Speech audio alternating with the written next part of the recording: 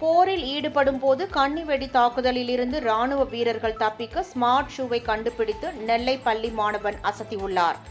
பாளையில் உள்ள அரசு உதவி பெறும் பள்ளியில் 7ஆம் வகுப்பு படித்து வரும் சாலமோன் டேவிட் தமிழ்நாடு 5ஆம் பட்டாலியன் NCCயில் இருந்து வருகிறார்.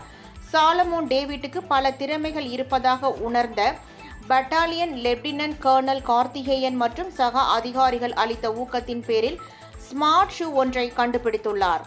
இந்திய ராணுவ வீரர்கள் மிகவும் அபாயகரமான பகுதிகளில் போரில் ஈடுபடும் போது கண்ணி வெடிகளில் இருந்து தப்பிப்பதற்கு மிகவும் வசதியாக இருக்கும் வகையில் இந்த ஷூவை அவர் தயாரித்துள்ளார்.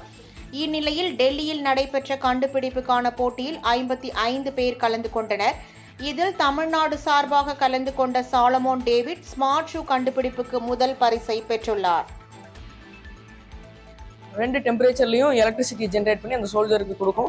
அடுத்து இந்த பீசோ எலக்ட்ரிக் பிளேட் அந்த சோல்ஜர் நடக்கிறது மூலியமாகவே அவருக்கு எலக்ட்ரிசிட்டி ஜென்ரேட் பண்ணி இந்த ஷூக்கு எலக்ட்ரிசிட்டி கம்ப்ளீட்டாக ஃப்ரீ எலக்ட்ரிசிட்டியோட அந்த ஷூ ஒர்க் பண்ண வைக்கும்.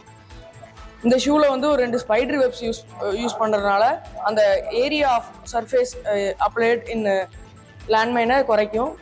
இதான் என்னோட கண்டுபிடிப்பு. நன்றி.